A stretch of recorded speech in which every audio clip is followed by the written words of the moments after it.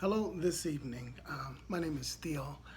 One of the things that crossed my mind is something that we've learned in school ever since we were young, and we're still learning in school. It has a lot to do with science, and that is the law of gravity. And in the law of gravity, we know that what goes up must come down. There are many laws that we live by in this land, and then there's laws that embrace the nature of what we do. Like the law of reaping and sowing. So, in order to make money, you have to go out and make that money because the law of making that money allows you to gather so that you can spend. Just like when we watch the ant spends quite a bit of time in a season gathering some of the substance that an insect needs in order to survive. So, part of the law of gravity, another part of the law of gravity that we kind of overlook is the law of morality. And the law of morality has a lot of things tied to it. And I wanted to read something to you that I have written just a few days ago. It says, "Today I learned that the law of gravity and the law of morality are relational. When either of these are abused or corrupted, there is a devastating freefall which produces calamity in the life of mankind.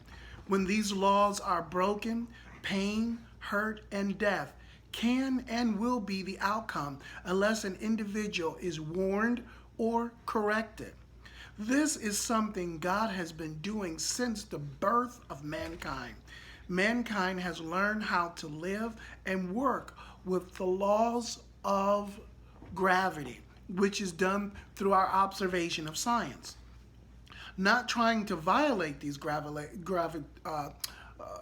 gravitational laws, we've learned to live with the laws of gravity. Flying a plane, or how we move in the speed of a car, the centrifugal force of a car, how it turns.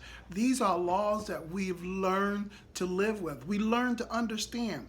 We learn the basis of these laws so that we can get from one place to another, or we can travel safely going one place to another. These are laws that we understand and learn to live with.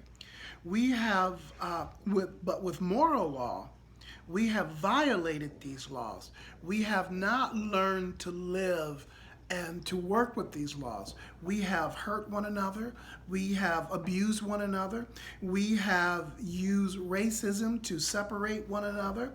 And these are laws that we have abused. And unless we learn how to live in these moral laws that were created since the dawn of time, which sometimes we don't recognize, we like to live with the law that we call relativity or pluralism, which is saying that whatever is right or whatever we deem to be moral, we figure it's moral, which is the dictate of each individual person. But here's something that people don't realize.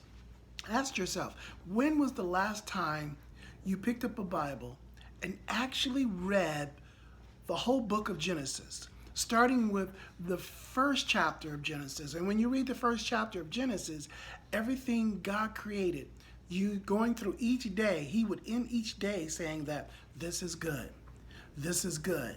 And when he gets to the sixth day and he creates it, he even put his stamps of approval on it saying that this is good. Genesis, let me read Genesis 1:26. Then God said, "Let us make people in our image, to be like ourselves. They will be masters over all life, the fish of the sea, the birds in the sky, and all living stock, wild animals, and some small animals." So God created people in his own image. The King James Version would say male and female. God patterned them after himself. Male and female, he created them. And God blessed them and told them, "Multiply and fill the earth and subdue it. Be masters over the fish, birds, and all the animal." And God said, "Look, I have given you food, trees for your food. I have given you all the grass and other green plants, the animals and birds for food." And then God looked over all he had made, and he saw that it was excellent in every way. This all happened on the sixth day.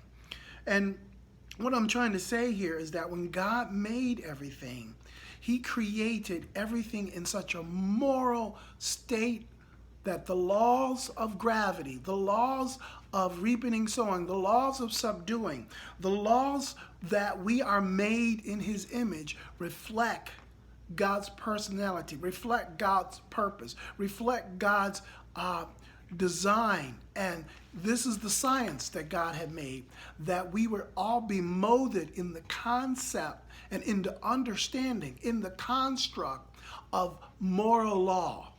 And this moral law was set up by God. And it's repeated again. The first, when the moral law was broken, it was broken because of the fact that Adam and Eve sinned and did something God told them not to do.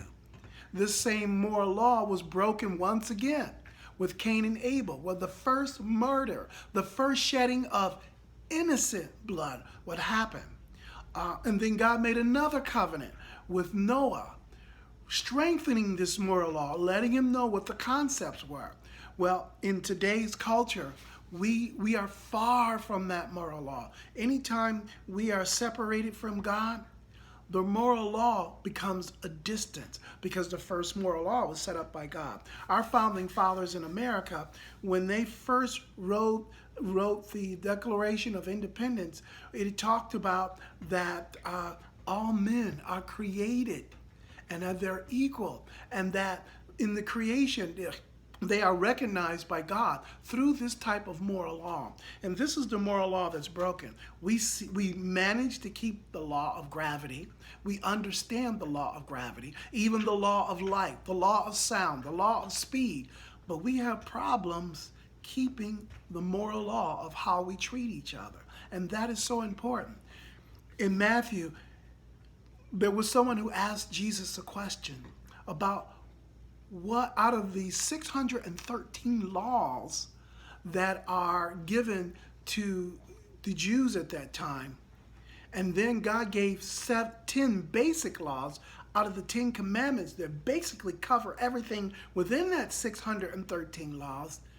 Someone asked Jesus, what law was the greatest of all these? And Jesus said,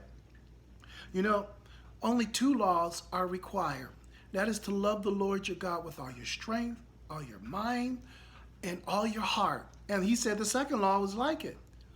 Love your neighbor as yourself. He said on these 2 laws hangs everything. In other words, this is the total of moral law. This whole moral law is the total. These 2 laws. And yet today, we break them. The first law we break, we are distant from God. And when we're distant from God, guess what? You're going to be distant from each other. You're going to be greedy. You're going to take advantage of each other. You're not going to follow in the precepts or the concept which was designed in Genesis 1:26.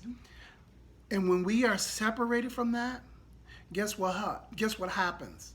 There becomes a free fall in gravity. You know how if you throw something up in the air, it's not going to stay up. It's going to fall. If a plane runs out of gas up in the air, it's going to fall. If a car takes a curve way too fast in its turn, it's going to crash. And that is the free fall of breaking the law of gravity, the law of speed, the law of sound, the law of light. When we break these laws, something happens. But what I'm trying to tell you is God's moral law falls under that same concept. There's always a consequence when a law is breaking. The law of gravity, when it's broken, there's a consequence. The law of going way too fast from a centrifugal force, if you take it too fast, you're going to crash. You're going to break that law. There are basic laws, like the laws we have for running the stoplight. If we don't stop at a stoplight and we race through the green light, you and I know at some point an accident can occur. And when we break these laws, there's a consequence. So we are suffering the consequence of breaking God's moral law. Now, today we might say, well, everybody does his own thing. What's the most important thing is that what's good for you may not be good for me. And that's not the way moral law works. What you're trying to do as individuals, build your own moral laws. And guess what? That moral law that God created, it's universal. It's universal. Imagine if everyone lived by the two commandments that Jesus said, loving your brother as yourself and loving God with all your heart, soul, and mind.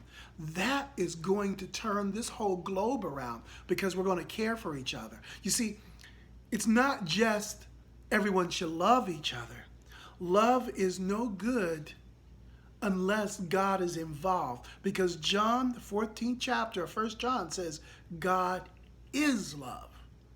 God is love. See, we have our eros love, which is romantic. We have the Stargate love, which is loving your family and friends. We have Philos love, which is the brotherly love, which is known as Philadelphia, because we have named the city Philadelphia in Pennsylvania after that word. And then there comes the unconditional love.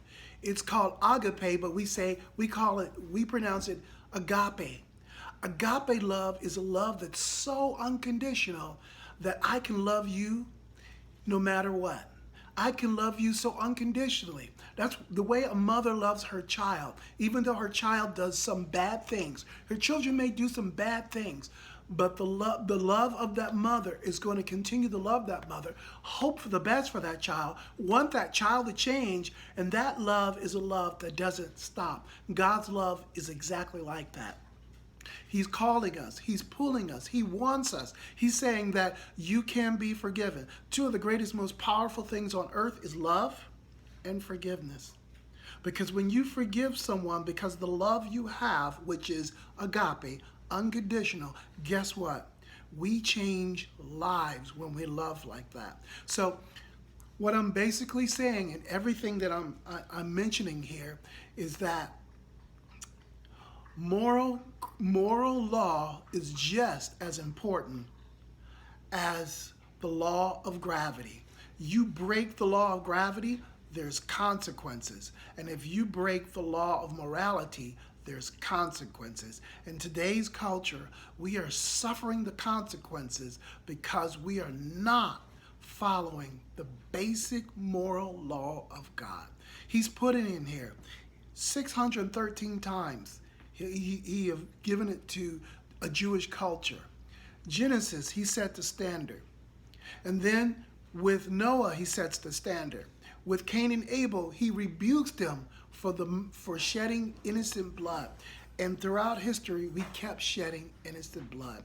It is said that the 20th century, we've shed, as mankind, we have shed more blood than the previous centuries before.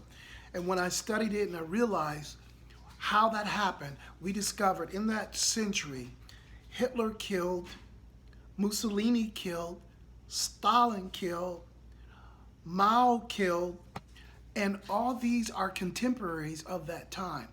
And it's been a bloody century, but this is the consequence. We are suffering because we have broken God's basic law of morality.